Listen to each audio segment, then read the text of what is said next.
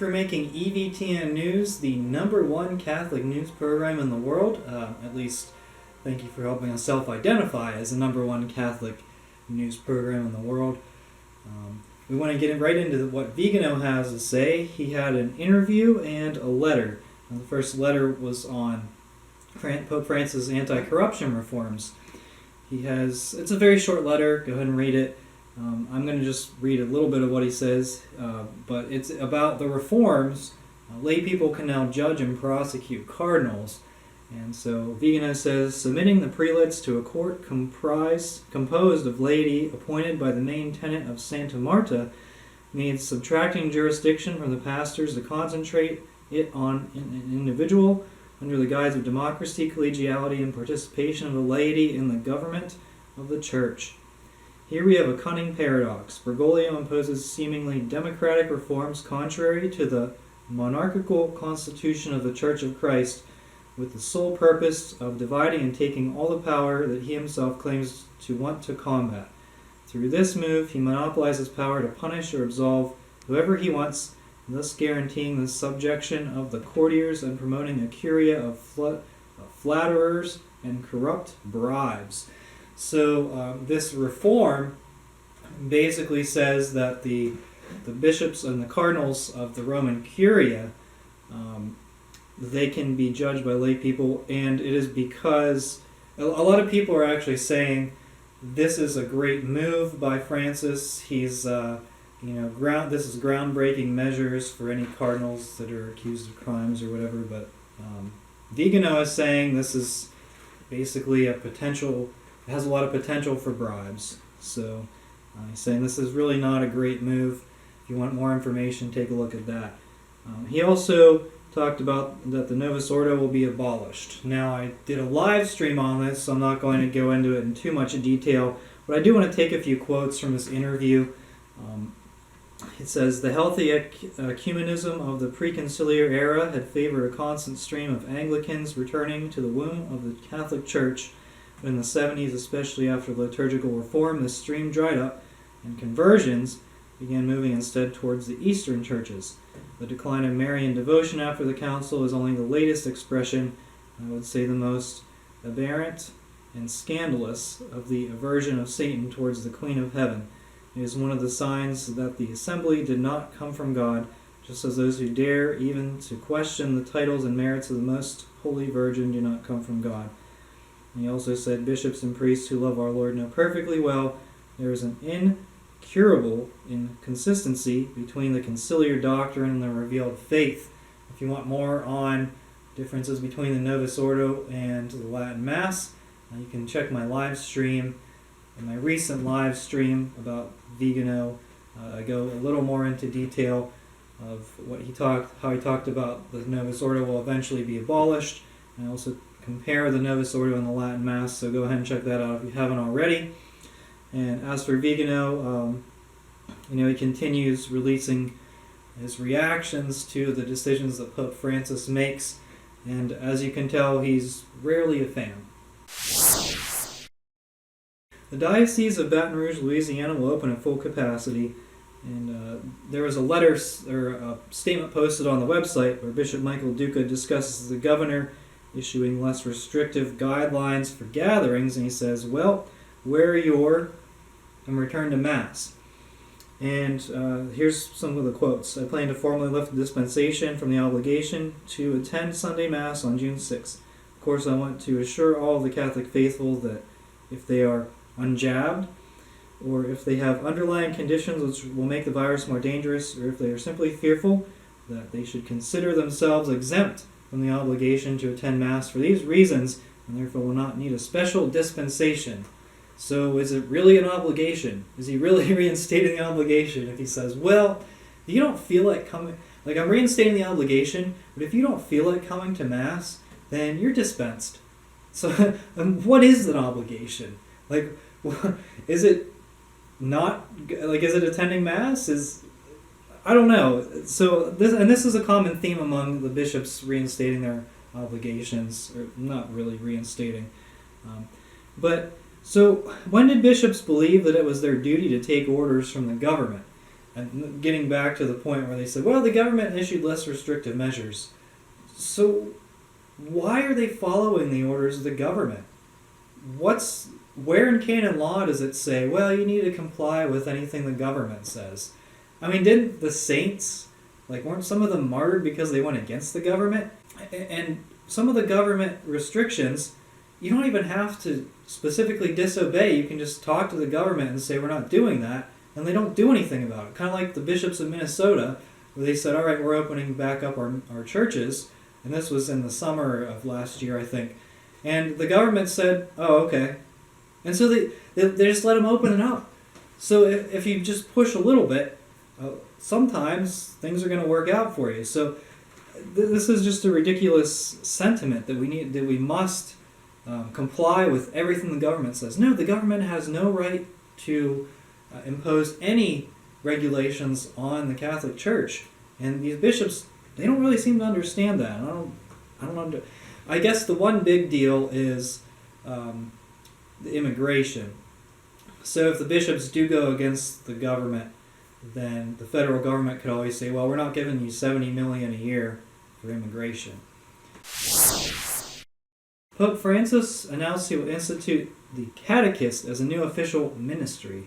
So this follows lectors and acolytes, where Pope Francis said that he allowed women to be appointed as the minor orders of lector and acolyte, and the catechist is going to be right beside those ministries. So with the catechist, why don't you have a parent? Why don't you make a parent an official ministry? Or why don't you make parish secretary an official ministry? I mean, this is just kind of a little bit more of the craziness that's going on, and trying to make the Novus Ordo relevant, and trying to give women more authority in the church, trying to create more things for women to do at Mass. And it's really just kind of a failing system. Maybe some of the people, some of the wacko liberals will think that that's acceptable, think that that's great, but the rest of us, we don't care. We're not enthusiastic about it. And this is just another attempt to, I guess, move towards a female priesthood, is by de-emphasizing any of these appointed ministries, making them so common that people don't really give a second thought. And then the deacons will become, that they're trying to de-emphasize the position of deacons so that they can get women ordained to the diaconate. It's not going to happen. Any priest, bishop, cardinal, pope that says that women can be ordained deacons is a heretic, and we must reject them and demand that they resign. Father Mark Goring got the Taylor Marshall treatment from Bishop Barron this week. Father Mark Goring said, he commented on one of Bishop Barron's videos. In the comments, Father Mark said, I think there might be other ways to express the hope that we have that people who are not explicitly Christian might not end up in hell. I'm not sure if it's a good idea to add the word fullness to verses from the Bible. Bishop Barron responded, or Bishop Barron or his team responded, said, I'm not adding a verse to the Bible, I'm offering the definitive interpretation of this issue as articulated at Vatican II. And so there are a few things here. Father Mark Goring said that Bishop Barron added the word to a verse from the Bible, and Bishop Barron said, I'm not adding a verse to the Bible, so he didn't actually directly answer the question. But then he also said this interpretation was articulated at Vatican II, and this is the weaponization of Vatican II, where you can say anything you want, pretty much anything you want in the church, and you can use the excuse of Vatican II. Oh, well, Vatican II, this is the interpretation of Vatican II. Well, no one knows what the interpretation of Vatican II is, and so everyone just makes it up. And if that makes your idea, your theory, more relevant, then all the better. And so Vatican II, you can't use that as an argument anymore. You have to use the Church Fathers, Catholic doctrine, magisterium. You have to use those in your discussions. This isn't being done here. This is why Bishop Barron has been so effective, because he's been able to dismiss everyone, and people actually, I guess, agree with him in certain aspects. because he does use this ambiguity of Vatican II to his advantage. But credit to Father Mark Goring for saying something. He posted a video against Bishop Barron's Reasonable Hope. I think more and more people are realizing that the reasonable hope that all are saved is not actually reasonable, and more and more people are finding themselves agree with Father Mark Goring's idea that we really need to not promote this idea that anyone can be saved no matter what, and promote the idea that outside the church there is no salvation. The Papal Foundation announced on April 28th that they are distributing $9.2 million in grants to dioceses in 64 countries in this coming year. Now, the Papal Foundation, McCarrick helped create the foundation in 1990, and I looked at the Board of Trustees, and American cardinals who reside in the United States serve as an ex officio, and that is as a result of one's position. That's the official definition. Archbishops, bishops, and elected laity from across the country serve as trustees. Cardinal Gregory is on there.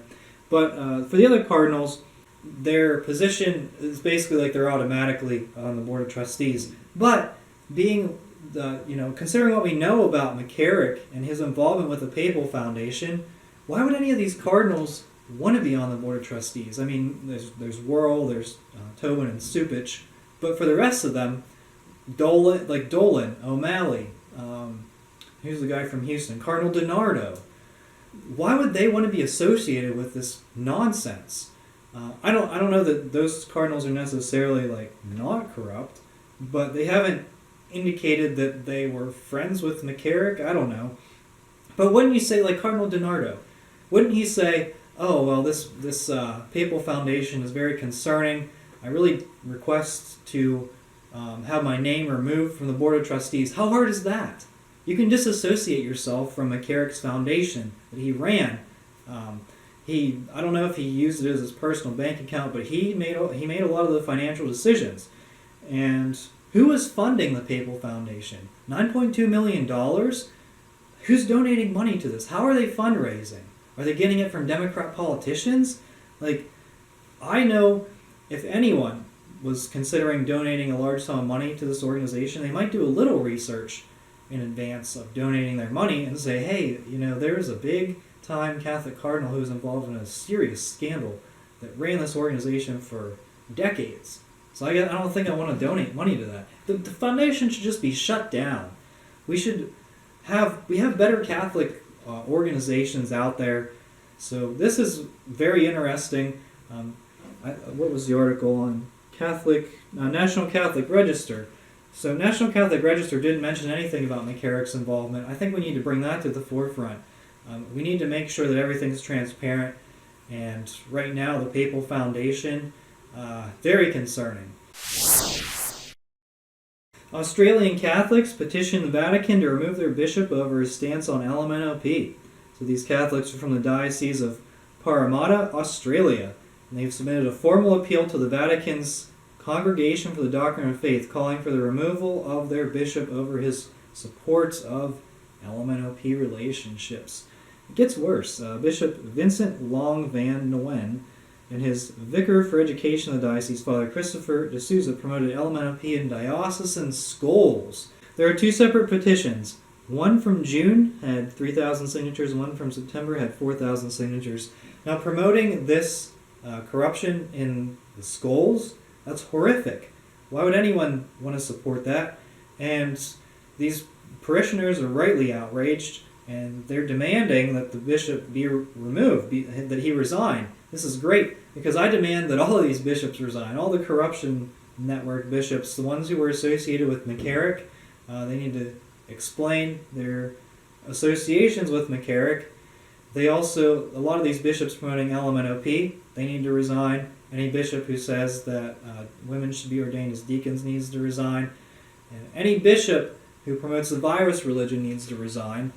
I think I've been pretty consistent on that. It goes for priests as well. Any priest who denies communion on the tongue to someone just because they're denying communion on the tongue.